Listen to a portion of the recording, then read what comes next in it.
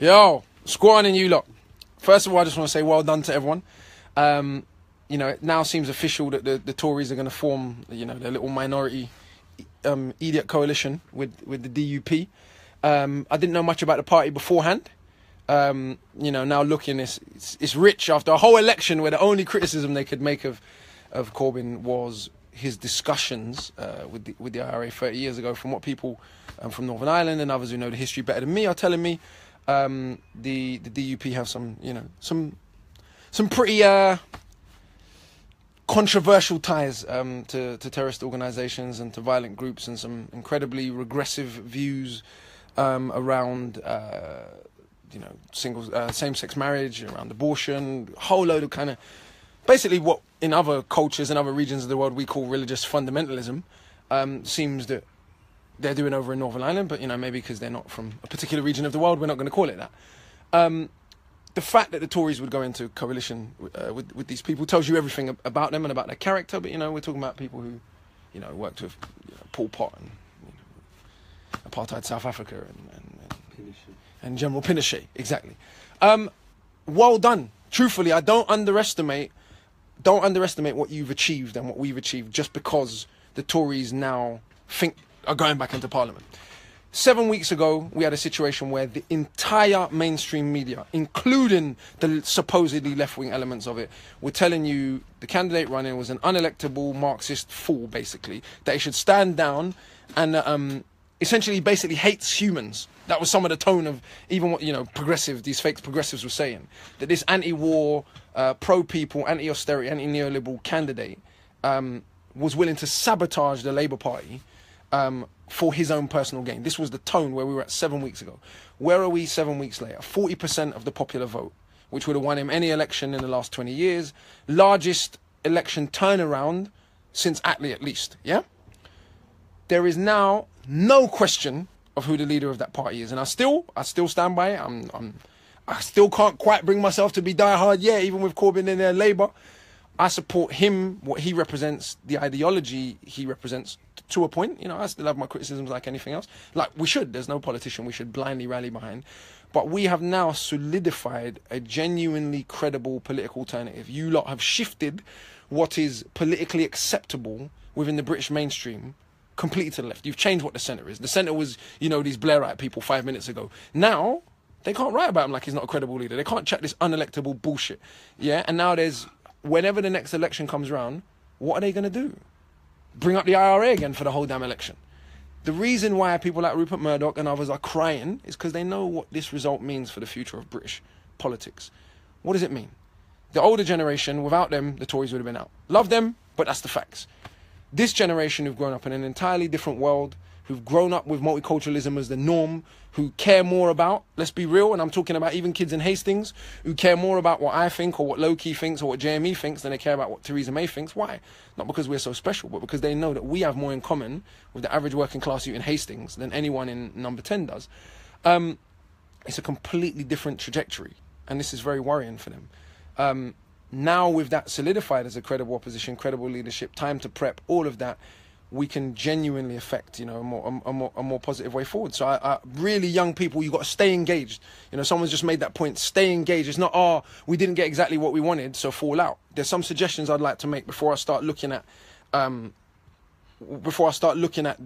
questions here. There's some suggestions I'd like to make. One, reading clubs in everyone's neighbourhood. Now you've got politicised, you've got this energy. There's a reason why politics is not taught properly in schools, because they don't want you engaged in the political process. And understandably, I've not engaged in mainstream party politics till this election, because there was never an option that I thought even gave a fuck about me as a human being, whether I lived or died. So why would I bother engaging? Now you have that. The reason why they rallied against it is because of the danger that presents. So there's a reason that stuff is not taught. So stay engaged. Organise in your local communities. Study together. There's two particular initiatives I think we need to set up in the context of austerity. There are many others that me and other people are already involved in, but there's two very simple ones that I think we can set up that I want to put out there as ideas, and I'd love for people to come back to me with platforms on how we can do them. One is like a fund for nurses. I think it's embarrassing. We should all be embarrassed by the fact that nurses are having to go to food banks, given the work they do and the service they do. I'm happy to put the first grand into it, or whatever it is. If someone comes up with a platform where we can put money into a fund where nurses get bonuses or whatever else, or there's money distributed, so there's some solidarity with people doing some of the hardest work in our society. Two, and same thing, the offer's there to put some of the initial money in. If they're going to continue with the cuts to schools, working with the schools that are going to be most affected by, say, the free school meals cuts. Those of us that have a little bit more, it's not a big deal. Like, it's not even going to hurt us. Give a little bit more and help. Building that kind of permanent solidarity off this goodwill and engaging with people that are now engaged in the process. And make no mistake about it, all the data suggests new registrants, young people, new people who came, did it. Don't let any of these dickheads try to rewrite the history. Like, rap and grime music played a role. Young rappers from the hood, from the inner city, people written off as hoodies and gang members and chavs and scum, you know, did impacted this, and then you lot went out and you did your thing. But I think we now need to create actual programs, whether it's breakfast clubs, whether it's helping fund free school dinners, whether it's working with the nurses. We need to start creating some of those social alternatives ourselves, because it's clear that the people in power don't like human beings. And so, yeah, you know, I'm just looking at some of the questions now. But yeah, don't let anyone now, because what's going to happen now is people are going to try and spin it, because he came within a few seats of actually like being in Parliament, and we don't know how this DUP coalition thing is going to pan out. People are now going to try and spin it as some kind of loss. Like 4 days ago, even the day before the election, everyone wasn't like, it's still going to be a horrible landslide. This is a massive turnaround, yeah? And politics, unfortunately, is difficult, you know, and gains are hard won and easily lost. And now it's how we build from here. It's not about saying, oh, well, I voted once, I didn't get what I want. As long as there's a progressive, or I didn't get exactly what I want, as long as there's actually a progressive alternative, in my view at least, we have a duty to engage. If that progressive alternative disappears, I'll be the first one to be like, don't bother voting again, or spoil your ballot, or whatever. Don't engage with that. Engage just roadside politics in your area, or engage with your community, because what's the point engaging in a vote? But as I said from the beginning, to refuse to engage in the political process when there's an open anti-war candidate, when there's an openly pro-people candidate, when the whole establishment is rallying against someone, I think is naive. But anyway,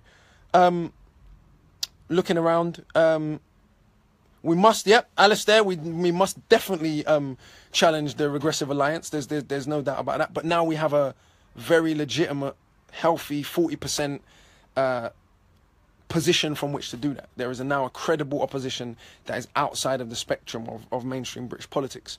Some people from Northern Ireland, so let me rewind that there.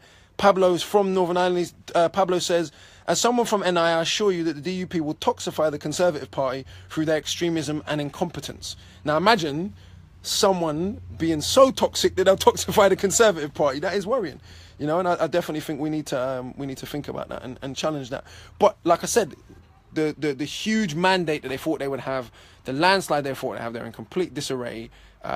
Everything they thought they were going to get from this election, they've just got egg on their face. And remember that this happened in a situation where the entire mainstream media wouldn't even ask Theresa May no proper questions, with half of Corbyn's own party backstabbing him.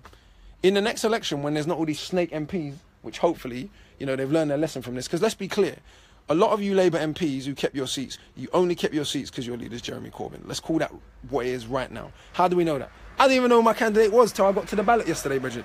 I didn't know who the person was. I got there, I just ticked the candidate, because I don't care about them individually, because I'm seeing a whole party backstabbing someone the first chance they've got a progressive leader. So that needs to be eliminated. But yeah, basically everyone here from Northern Ireland is saying the DUP are bad news. But yeah, Theresa May, so Sarah Johnson saying Theresa May's on dangerous ground making a coalition with the DUP. They're anti-LGBT bigots. I know, because I've lived there with their bitterness for 50 odd years here in Northern Ireland. I'm struggling to find, it's surprising they won so much seats, because I'm struggling to find someone from Northern Ireland with anything good to say about them. But, you know, on my page and my echo chamber, that's probably not that surprising. Julius Greener says we can change history. Let's do it. I would argue in some ways we have. Now, let's be clear. Historical change is not about always getting what you want. Historical change is now, these people came in thinking they were going to get one thing, thinking that they could release their idiot uncosted manifesto, thinking they could mug off the entire British public and say, yeah, we're going to take away your free school meals, we're going to hold Donald Trump's hand, and oh yeah, and we're going to get rid of your NHS, and people just wouldn't say and do nothing. By engaging in this process, enough young people now might know what the Naylor report is. If you don't, go online and read it and figure out what they're doing, how they're asset stripping your NHS. Something I never saw the leader asked about. So it's really more about now not letting this energy that's there just dissipate because we didn't get exactly the result that we'd have liked. Because if you'd asked most people yesterday, most people who was even voting thought it was going to be a loss. It was just about how big the loss was going to be. People still thought Tories were going to get the majority. They didn't get that. So it's a really, really, interesting time. Sukhvinder has said they've started panning it out already. Have you seen the cover of The Sun? I haven't. I'm not trying to see the cover of The Sun ever again if I can help it. But, I will go and look because you've said. But, yeah, don't let no one take this away from you. Young people in particular. Yeah. So Radu has asked, what do I think about the potential of a progressive coalition? To me, that seems the only way forward. I know that during the campaign, Labour was saying, no, we're ruling out coalitions. I get it. It's electoral politics. It is what it is. But realistically, the future of what an SNP, Labour, Green coalition could be, I've made it very clear. My politics are probably more aligned to the Green Party than to Labour. But, at the moment, they have actually absolutely... So, that kind of a progressive coalition could be a massively different country from what Britain has been for the last 20, 30 years. And let's be clear, having SNP in Scotland, whose foreign policy is they've maintained a decent record and been very outspoken, and in the UK having Corbyn's Labour, that would be a very different country for the world. Not just for Britain, that would be a very different country for the world than a Tory DUP coalition. So it's a very interesting time. And it's mad because the arrogance of the Tory party and the arrogance of the people who were like, young people, they ain't going to do nothing, young people ain't going to vote, blah, blah, blah. They didn't factor in all the little chavs. They didn't factor us in, fam. And so now they've really got egg on their face because if you look at the demographic shift in this country, when this generation grows older who have no engagement or respect or love for the Tory party at all over the next 5 years, and a lot of their OAPs love and respect, but, are perhaps no longer with us, what are they going to do then? It's going to be very difficult. I think my connection's weak, so I don't know where I'm going here. But hopefully you lot can still see this. Saleha says UKIP are puppies compared to the DPU. But I presume she means DUP, or maybe that's another way they're known.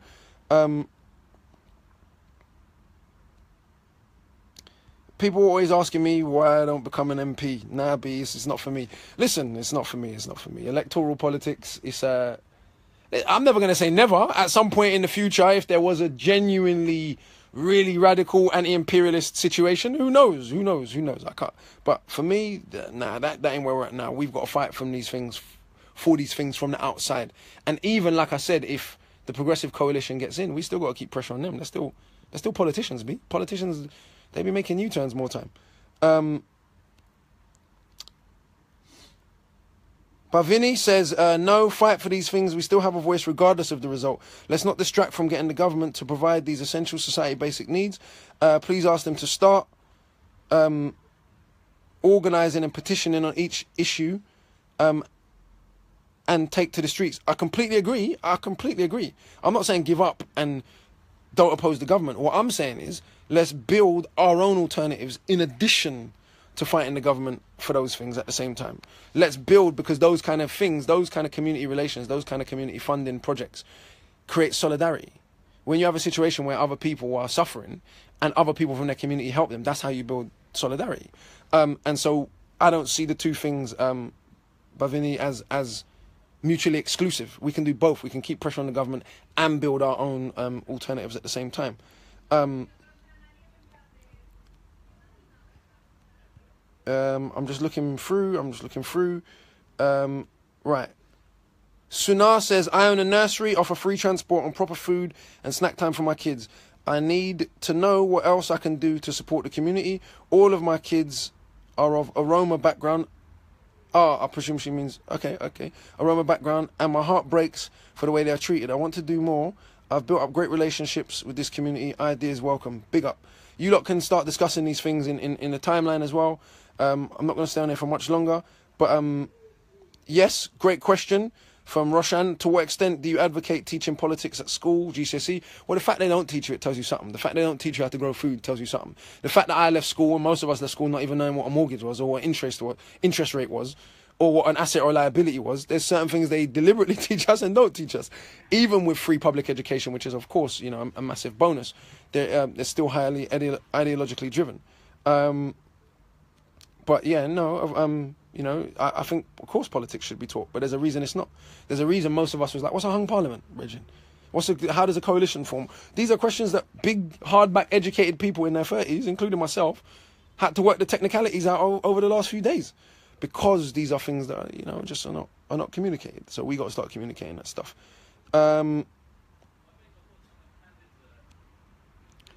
Joel has said, as I'm sure many of us would echo, I would happily give £5 a month to form a pot that will go to the nurses. If cancer research can do it, why can't the NHS? So again, it would be talking to the NHS and making sure it was credible, and that those funds weren't going in administrative costs or going to some privatized new wing, trying to make sure they were getting directly to the pockets of the people doing work.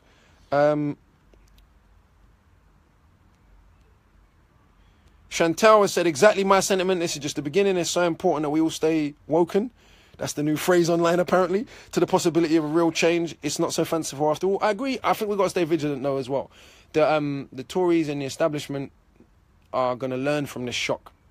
Don't think they're not going to regroup and they're going to think, rah, okay, we didn't factor that in. We didn't think young people cared about politics. They now see the dangers of offering even a glimmer of hope and a potentially progressive alternative. They see what the consequences can be and how people are going to come out. And so, but they've also shown themselves the level of hypocrisy, which is one thing I've seen here. Axilla said the level of hypocrisy we've seen during this election. As I said the other day, the level of class hatred, the level of contempt for the intelligence of ordinary people. When you've got newspapers reporting that these policies are going to bankrupt the country. When, nationalising the rail is going to bankrupt the country. Germany's got nationalised rail. Not exactly a bankrupt country. And furthermore, we sold off portions of our rail to the Germans' national companies. They think we're actually dumb, like we're not going to use the internet and figure out, hold on a minute, brethren, our rail is nationalised. It's just owned by the nationalised companies of other countries. And then these people are going to sell you patriotism and say they love England while they're selling off your country to Germans and Saudis and Qataris and Chinese and elsewhere. And listen, I ain't got no problem with any of those people from those countries, except maybe, I won't say all Saudis, but I'll certainly say the Saudi elite. Because of course, like any country, even Saudi Arabia is going to be a complicated country. Let's not, paint over the fact that there are regular people there like me and you that are not part of that very backwards and strange elite group. But the funny thing is, these people will whip up your nationalism and tell you they love your country while selling it off to foreigners, the same foreigners they're telling you to hate. Basically, like, if you're a rich foreigner, that's calm. If you're a poor foreigner, fuck off. That's their situation, and that's what they think about the world. Anyway. Thomas Dudley, absolutely great point. New Labour is dead. Dead as fucking fried chicken, you Blairite mugs. Yeah? And I'm not even... It's just hilarious to watch. Don't forget that they all try to backstab him, because you're going to see them now. You're going to see them now. Oh, yeah, he did so well. He did so well. Yeah, we underestimated him. He did so well. Give me my job. Give me my promotion. Give me my... Same with the left-wing media. Yeah, all of them who didn't support him. Oh, yeah, he did so well. Trying to win back their left-wing credentials. Nah, man. Shut your mouth. JME voice. Kat has said, support nurses with their fight for fair pay, see RNC industrial action. I agree. I'm not saying the two things are mutually exclusive. Of course, nurses should be paid properly, and it's a crime that they are not, and it's a disgrace to everybody. I'm saying, in the meantime, people are suffering. Those of us that have a little bit more, that can afford to give a little bit more, if there's a platform set up, why not do so? I'm saying both. Support that action. I haven't read about it, but I will go and study it for myself. Pressure the government to not keep treating the most vulnerable and the most important people in the society in many ways in the way they're doing, but also, like I said, solidarity, build those things as well. Going to be my last couple of minutes just flicking through a couple of these questions. Well, what's your opinion on the Tory money tree? Well, it's funny that they keep talking about a money tree in a world where quantitative easing exists. Look up quantitative easing. It's funny because they literally invent money out of thin air. So it's hilarious when they say money tree, because they managed to make up a money tree when they needed to bail out the banks, but whatever. What they're saying is, there's no money tree for you chav cunts. Sorry, mum. Pardon my language. Bad language. I'm sorry. That's what they mean. Couple more things. What I I'm new to Facebook Live, innit? So I'm kind of mildly gassed. It's quite silly. My brethren's in the background laughing at me. If I showed you which brethren of mine was in the background, you lot would laugh as well. But it's funny. It's funny. It's been a good day. It's been interesting. People need to inform themselves just how bad the DUP really is. I lived in Belfast for years and still have loads of friends over there. They are so regressive. That's from Kelly Tonks. Well,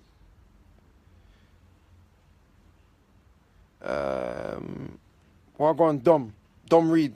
Bigging up, man, for the realist. Yes, fam.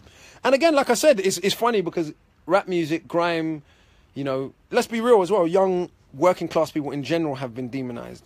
Young working class black people in particular have been looked at a certain way, and the art and the culture that we've produced. So I find it just doubly ironic for these Tory muppets that, let's be real, young black rappers from the hood made a difference, and that must burn them. It's like, how are you listening to JME, yeah, and flipping Stormzy and these other youths from Streatham and Tottenham and Finsbury Park and Ladbroke Grove? How are you listening to these people over us, you know, us and our Etonian properness?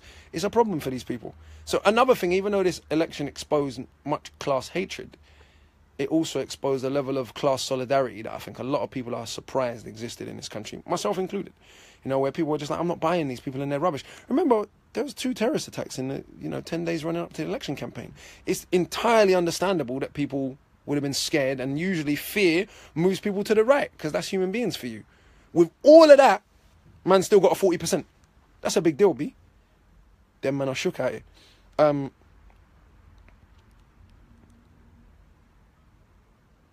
Simon Hirsch says the same thing. Trust me, I was voting for Corbyn. I had no idea it was on my card. I'm going to remind these Labour MPs again. We didn't even know who you was, fam. We was going to the thing singing, "Who are ya? Who are ya?" We didn't know who you was. We voted for Corbyn. We didn't vote for you. So say thank you and keep your seats and shut your mouth and get in line. Michael Gove, yep, Stephen has pointed out. Michael Gove thinks these people of this country have had enough of experts. Do you think this turnaround strikes a blow to the strange new age of anti-intellectualism? I hope so. I would hope that people are engaged because of issues, you know, even though, yeah, people you like, people you respect maybe might have encouraged you to get out and vote, but I would hope you still went and looked at the issues and said for yourself, you know what, yeah, I might like... I've actually thought critically about what they're saying and about... Yo, yeah, my connection was moving shit, bro. My connection was moving bookie. But yeah, be inspired. Don't underestimate, like, what you've done. You've presided over the largest election turnaround in at least 50 years of British history. Because now you're going to get people starting to say, oh yeah, but he never won though, he never won though, he never won though. Like, with all of the odds stacked against, turning it around and getting a majority was remotely possible. But, you know, yeah, basically everyone on my timeline from Northern Ireland is like, the DUP are bad news, they're horrible. Vishal, the truth affects the agenda of the elite. Glad to know you speak knowledge with power. The campaigning you said in order to help us nurses and our services would be a great idea. I'm already looking to volunteer and help out too. If you want Akala, respect, knowledge is power. Yeah, let's do the thing.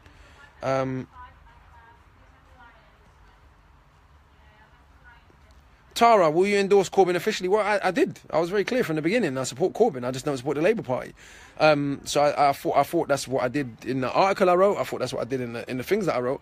I respect this individual and his record and his history. I might have some disagreements with him, but that's normal. There's no political figure in the world that you should agree with on everything. But I said from the beginning, I think this is a fundamentally decent human being, and that's what scares everyone.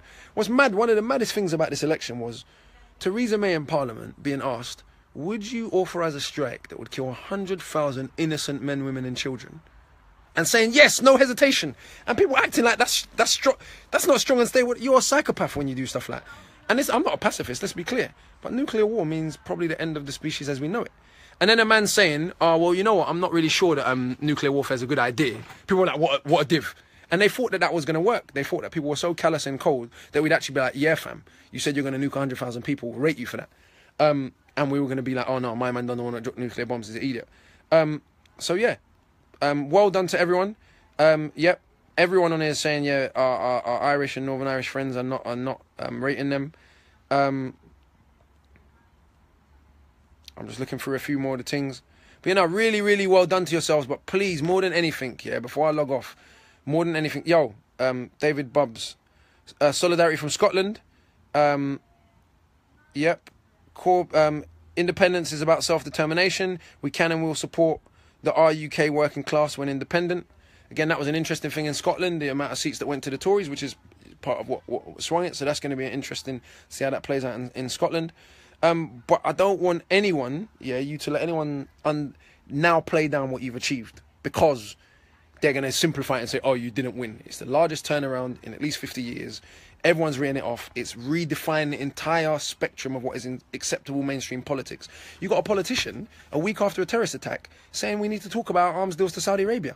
That's not a small difference. The rest of them are quiet. Watch what happens. You saw when I was on TV the other day and I mentioned Saudi Arabia and everyone's like, can't see you, don't want to talk about it. Now you've got someone who might be Prime Minister who's talking about, we need to look a little deeper into this issue. It's not a small difference. It's a very, very big difference. Engage critically, read in and study groups. Don't let this momentum die down. Don't just be like, oh, well, yes, the Tories are in, but they ain't got the overwhelming mandate they thought they had. So their austerity and their neoliberalism and their foolishness can now be legitimately challenged even within the mainstream. So big up, well done to everyone. Like, I'm really, really, I'm happy for you all. I think this is a really fascinating and interesting moment for the future of politics in this country, which means the future of politics in the world, because we are still an imperial country, because we have military influence and military hegemony along with our American mate around much of the world. Our elections and outcomes and the kind of leaders we elect and the kind of people we put in public office affects the world. We've now got a credible opposition leader who's been publicly critical of Donald Trump, publicly, quite clearly. This is not a small difference. You see Theresa May and the Tories just queuing up to beg it with my man. It's not a small difference. It might not be everything we want. I get it. But like I said, I think everyone chose the right option, and those of us, even, like I said, had huge criticisms of the Labour Party's history, some of their imperial conflicts, were willing to put some of that aside. I had some, super socialist mates who, were too pure, because whatever, they're more concerned with their ideology than actually affecting the material conditions of real people's lives. Fine, no worries. But for me, I think people made the right decision. There's now a solidified, credible alternative within the mainstream, which obviously makes it much easier to organise outside of the mainstream, because those ideas have been legitimised a certain way. So big up to everyone. Do not let this moment die down. Organise from here in whatever ways you see fit. Build, but really, really proud of you all. You smashed it, especially the new young people who got out and registered and got out and did their thing. Engage, build. Shout out to all the other MCs in particular. Obviously the homie Loki, obviously Jeremy, obviously Stormzy, but particularly Novelist and AJ Tracy. The reason why I say them two is because I swear them man are like 20, 21 or them kind of ages there. And at that age, they were some of the first people to come out and list proper reasons. Yo, this is why. This is what I'm on. This is what I'm about. And like I said, I think, in all honesty, I think both the British establishment's classism and, frankly, its racism fucked it. Because these young black youths, who they've just been depicting as gang members for how long, came out early. And I say it is important that they're young black men as well, black and brown men as well, as being working class. Because we've been particularly looked at as just waste, prison fodder, in fact. We're still 7 times overrepresented in Britain's prisons. And look, man came out early and said this is the analysis, because their lived experience tells them the establishment is not to be trusted. But told them, no, my man's genuine now. My man's genuine. He's different. I like him. So yeah, anyway. Wow. Hussein saying in comparison to the DUP, the KKK looks reasonable and fair-minded organisation. I don't know whether that's a strong statement or not, because I don't know enough about them. I will look into it, but there's really not been a lot of positive feedback for them. Big up, ladies and gentlemen. Really, really well done. Oh, other thing. Don't buy none of the mainstream papers no more. Come on. Those scumbags really exposed themselves this time. Don't buy none of them. None of them. Get your news sites online. Big up Novara Media. Big up all the other online platforms. Big up Grime Daily. Big up everyone engaged. Just ignore them. They'll have no base. Once the certain generation that have been supporting them goes, we love our grandparents, but a lot of their ideology, and I say this on both sides of my family, a lot of the ideology sometimes that they believe in, we don't believe in. That's natural. That's that generational gap. But the mainstream papers, do away with them. Don't give them your money. You saw how they behaved, how much they insulted your intelligence, how much they peddled lies.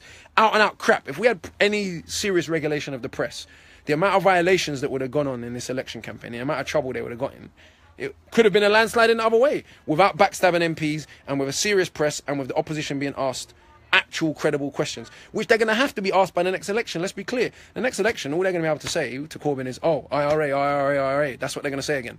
But they're still going to be selling arms to Saudi Arabia. They're still going to be collaborating with repressive regimes. They're still going to be doing all kind of weird stuff. So there'll still be that controversy hanging over their head, whereas they'll only be able to drag out the same old skeletons. And big up Diane Abbott, by the way. I think some of the hatred directed towards her we can openly say it was racist and sexist. It's perfectly acceptable to say she may not have had the best of campaigns, and at the same time acknowledge that a lot of the hatred directed towards her was coloured by those issues.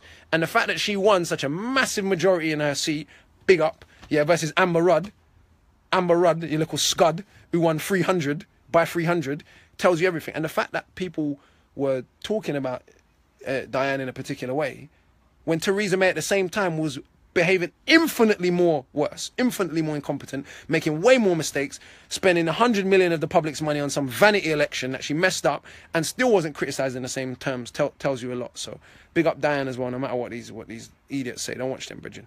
But yeah, nah, proud of you all. Big up. Yeah, I read about the thing in Canterbury, Michael. I swear it's like the first time since like 1384 there's been a non-Tory MP in Canterbury. I don't know what going on in Canterbury, but big you lot up. And that's what I'm saying, is it's people, human beings are complicated. Everyone assumed all the UKIP voters was going to go to Tory. Didn't happen. Got split. Everyone assumed every wealthy region of the country, shout to Kensington and Chelsea, gone Labour. Yeah, had 4 recounts because, you know, the multi-millionaires in the area was like, there's no way we're going to let these little Moroccans, yeah, who live on Goldbourne Road, in the estates in Goldbourne Road, and these Caribbeans who live on All Saints, affect the election in Kensington and Chelsea, where Kensington Palace Gardens and billionaires live. That's what happened. I'm telling you right now, because man knows the ends, innit? That's low-key's ends, 100%. All the little youth them in the ends registered and swung Kensington and Chelsea, and you know the billionaires was pissed. So shout out to the homie for that as well. But yeah, exactly. Hung Parliament when they called... Bruv, they didn't... This is my last point, I swear. It's just... They didn't even have to call the election. Remember this, when anyone tries to tell you this weren't a victory. They called an election because they were so sure they was going to crush the Labour Party forever. That was the language they were using. And look what they've done. They've created a strong and stable 40% opposition. Dickheads. Safe you, man. Big up. Later on. Have a good day.